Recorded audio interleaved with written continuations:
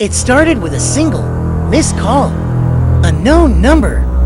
I didn't think much of it, just another spammer probably. But then it came again, an hour later. And then again. The same number, over and over, until the sun went down, and the house settled into its usual evening quiet. That's when the voicemails began. The first one was just static. A long, hissing sound that made the hairs on my arms stand up.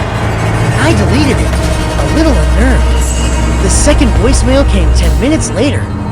This time, through the static, I could hear something else. A whisper. It was faint, distorted, like a voice traveling over a bad connection from a million miles away.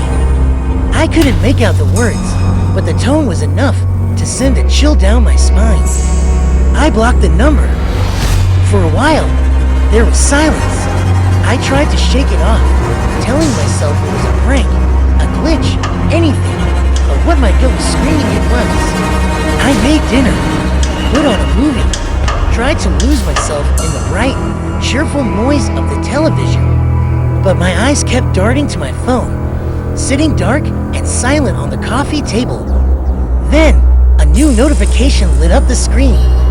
A new voicemail. My heart hammered against my ribs. How? I blocked the number.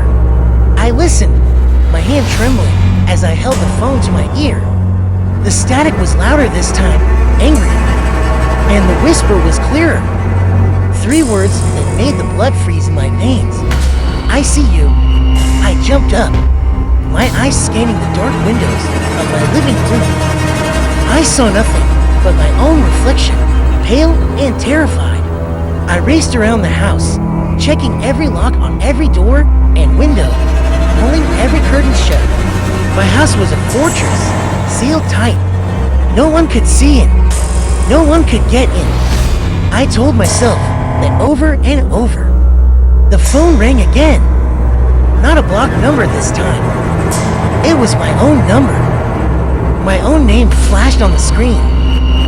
My breath hitched. This wasn't possible. I let it go to voicemail, my body shaking so hard I had to sit on the floor. The notification popped up immediately. With a sense of dread that felt like a physical weight, I played the message. The static was gone. All I could hear was breathing. Slow, steady, ragged breathing. And then the whisper, right in my ear, as if the person was standing right next to me. You forgot to lock the back door. I had. In my panic, I'd forgotten the one door, always left unlocked, until I took the dog out for the last time. Then I heard it. Not from the phone. From the house. A floorboard creaking in the hallway upstairs. My blood ran cold. The breathing in the voicemail wasn't coming from a million miles away. It was coming from inside my house. It was a recording of the air in my own home. My phone screen lit up again. Another voicemail. I didn't need to listen to it. I knew what it would be. The whisper wasn't just on the phone anymore. It was in my head. A new sound started. A soft, rhythmic thud dot thud dot thud dot thud. It was slow, deliberate. It was coming down the stairs. I scrambled backward, pressing myself into the corner of the room, making myself as small as possible. The thudding stopped at the bottom of the staircase. Silence descended, thick and suffocating. A silence more terrifying than any noise.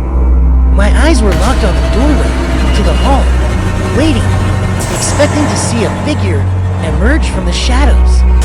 But nothing happened. The silence stretched on for what felt like an eternity. My own breathing was a roar in my ears. Maybe they left? Maybe it was all some elaborate, cruel joke, and they'd gotten bored and gone?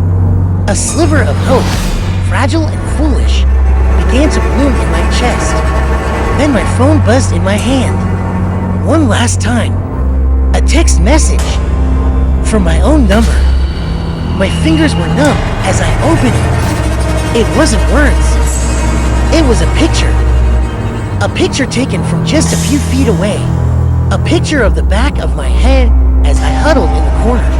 The flash had been turned off, and in the grainy darkness of the photo, just behind my shoulder, I could see the outline of a smiling face.